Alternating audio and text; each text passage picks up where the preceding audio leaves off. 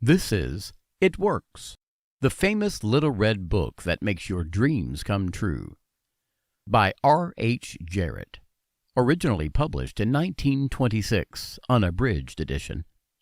Edition 2021 by David DeAngelis, narrated by Jeff Lewis, all rights reserved.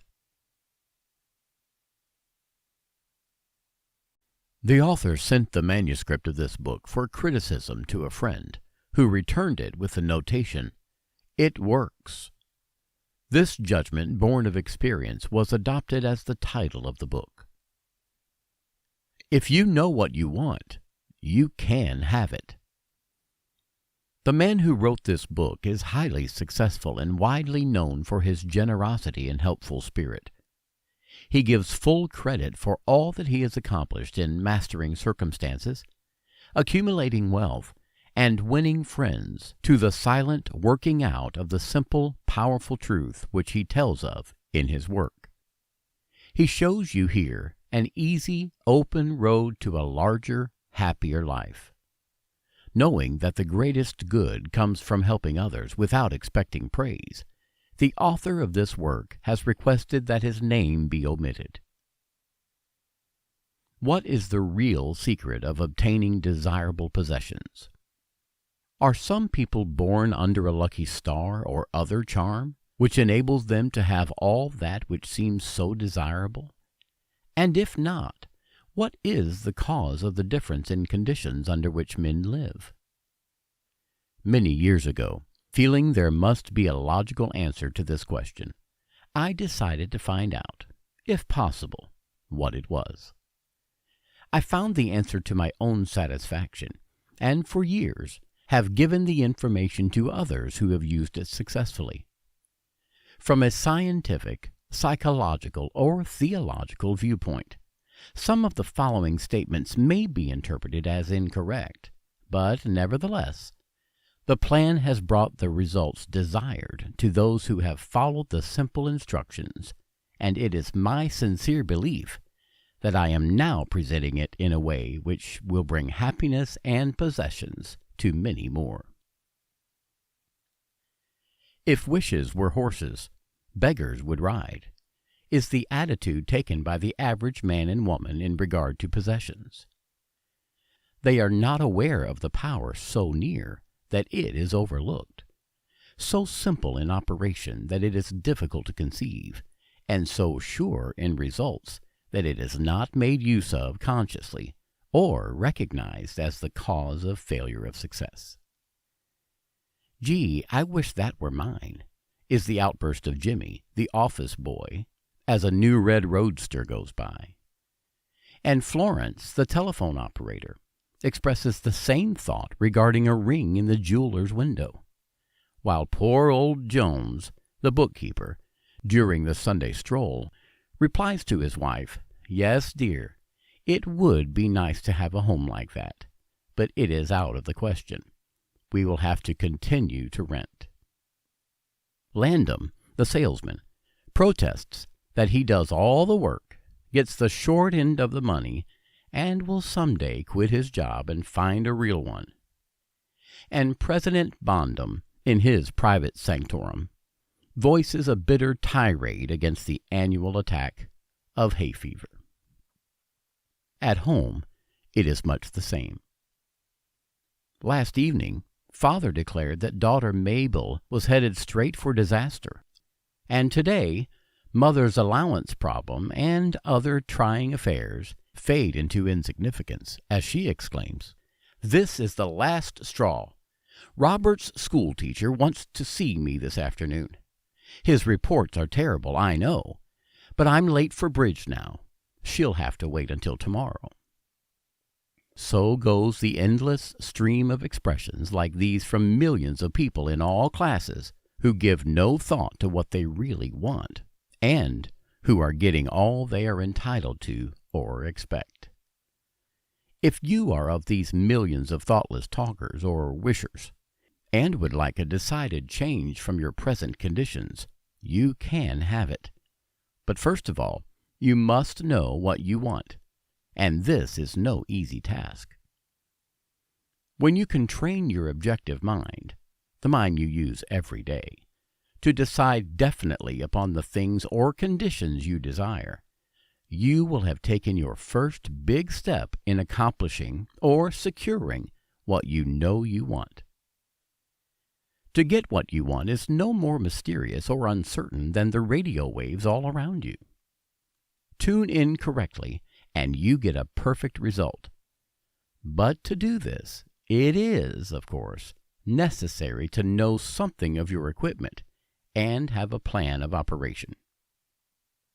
You have within you a mighty power, anxious and willing to serve you, a power capable of giving you that which you earnestly desire.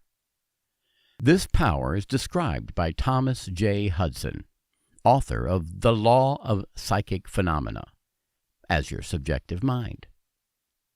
Other learned writers use different names and terms, but all agree that it is omnipotent. Therefore, I call this power Emmanuel, God in us. Regardless of the name of the great power, or the conscious admission of a God, the power is capable and willing to carry to a complete and perfect conclusion very earnest desires of your objective mind, but you must be really in earnest about what you want. Occasional wishing or half-hearted wanting does not form a perfect connection or communication with your omnipotent power. You must be in earnest, sincerely and truthfully desiring certain conditions or things, mental, physical, or spiritual. Your objective mind and will are so vacillating that you usually only wish for things, and the wonderful, capable power within you does not function. Most wishes are simply vocal expressions. Jimmy, the office boy, gave no thought of possessing the red roadster. Landum, the salesman, was not thinking of any other job, or even thinking at all. President Bondum knew he had hay fever and was expecting it. Father's business was quite successful, and Mother, no doubt, brought home first prize from the bridge party that day. But they had no fixed idea of what they really wanted their children to accomplish, and were actually helping to bring about the unhappy conditions which existed. If you are in earnest about changing your present conditions, here is a concise, definite, restful plan with rules, explanations, and suggestions. The plan. Write down on paper, in order of their importance, the things and conditions you really want. Don't be afraid of wanting too much. Go to the limit in writing down your wants. Change the list daily, adding to or taking from it, until you have it about right. Do not be discouraged on account of changes, as this is natural. There will always be changes and additions with accomplishments and increasing desires. 3 positive rules of accomplishment. 1. Read the list of what you want 3 times each day, morning, noon, and night. 2. Think of what you want as often as possible. 3. Do not talk to anyone about your plan, except to the great power within you which will unfold to your objective mind the method of accomplishment. It is obvious that you cannot acquire faith at the start. Some of your desires, from all practical reasoning, may seem positively unattainable, but, nevertheless, write them down on your list in their proper place of importance to you. There is no need to analyze how this power within you is going to accomplish your desires. Such a procedure is as unnecessary as trying to figure out why a grain of corn, placed in fertile soil, shoots up a green stalk, blossoms, and produces an ear of corn containing hundreds of grains, each capable of doing what the one grain did. If you will follow this definite plan and carry out the 3 simple rules, the method of accomplishment will unfold quite as mysteriously as the ear of corn appears on the stalk, and in most cases, much sooner than you expected. When new desires deserving position at or about the top of your list come to you, then you may rest assured you are progressing correctly. Removing from your list items which at first you thought you wanted is another sure indication of progress. It is natural to be skeptical and have doubts, distrust, and questionings. But when those thoughts arise, get out your list, read it over, or if you have it memorized, talk to your inner self about your desires until the doubts that interfere with your progress are gone. Remember, nothing can prevent your having that which you earnestly desire. Others have these things. Why not you? The omnipotent power within you does not enter into any controversial argument. It is waiting and willing to serve when you are ready. But your objective mind is so susceptible to suggestion that it is almost impossible to make any satisfactory progress when surrounded by skeptics. Therefore, choose your friends carefully and associate with people who now have some of the things you really want, but do not discuss your method of accomplishment with them. Put down on your list of wants and such material things as money, home, automobile, or whatever it may be, but do not stop there. Be more definite.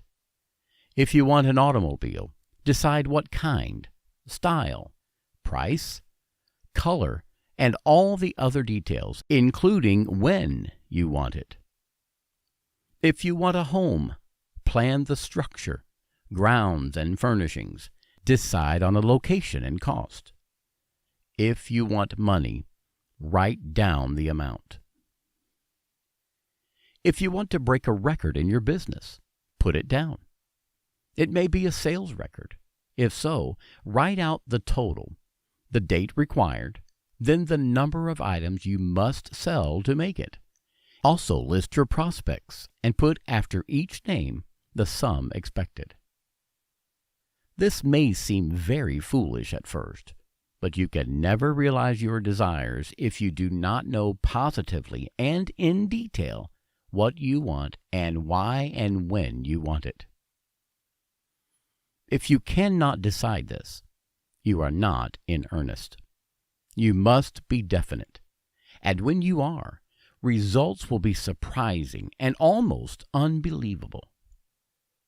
A natural and ancient enemy will no doubt appear when you get your first taste of accomplishment.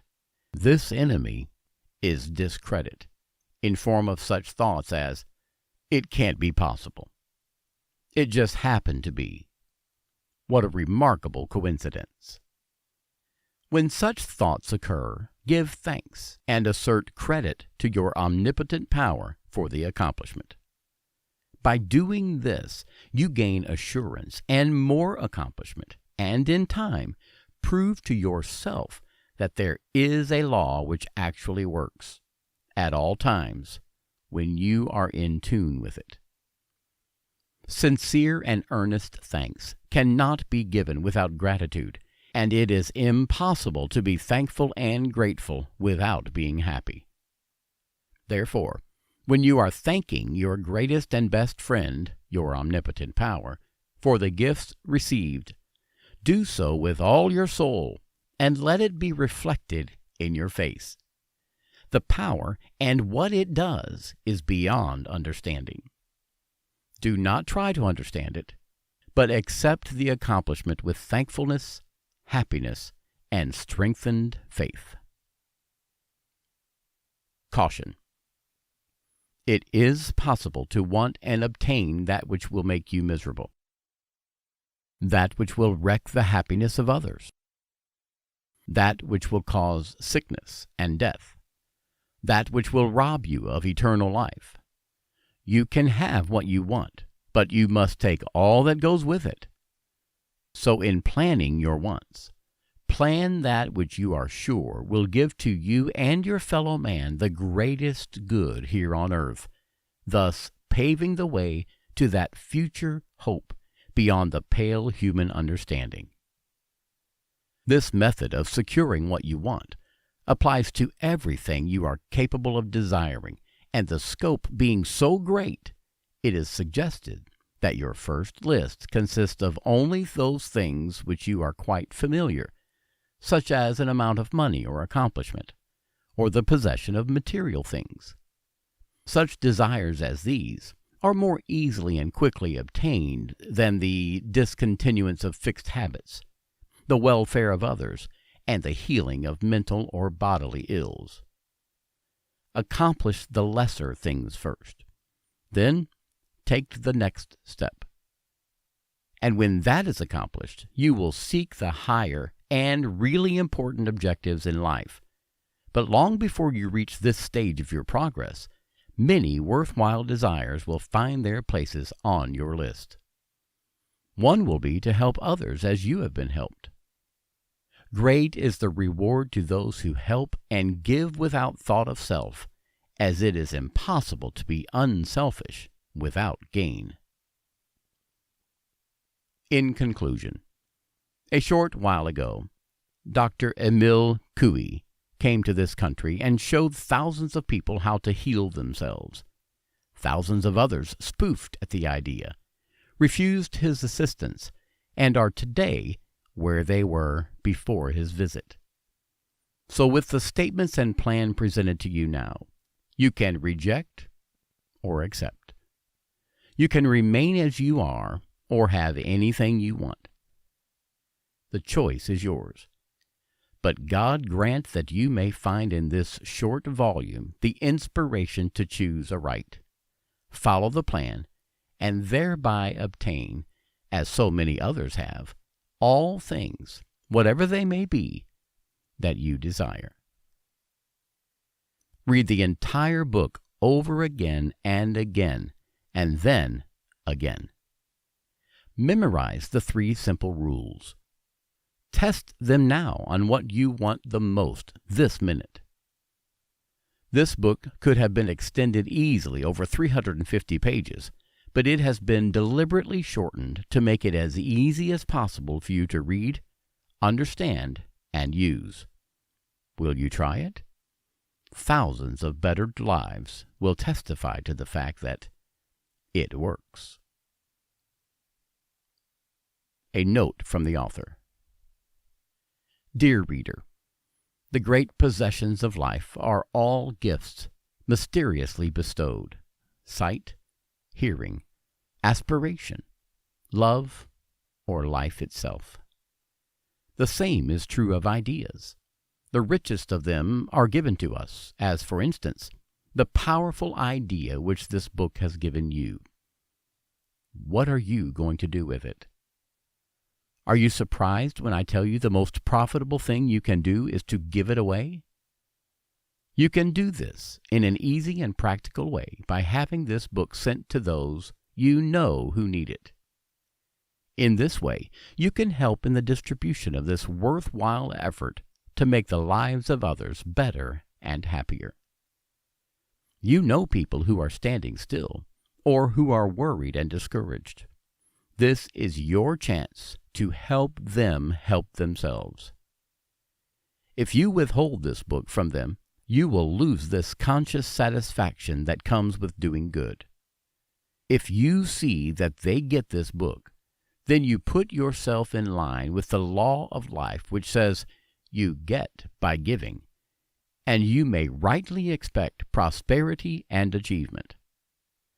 At the very least, you will have inner sense of having done a good deed, with no hope of being openly thanked, and your reward will come secretly in added power and larger life. The author.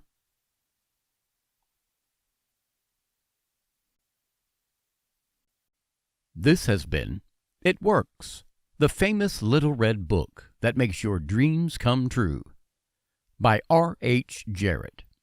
Edition 2021 by David DeAngelis. Narrated by Jeff Lewis. All rights reserved.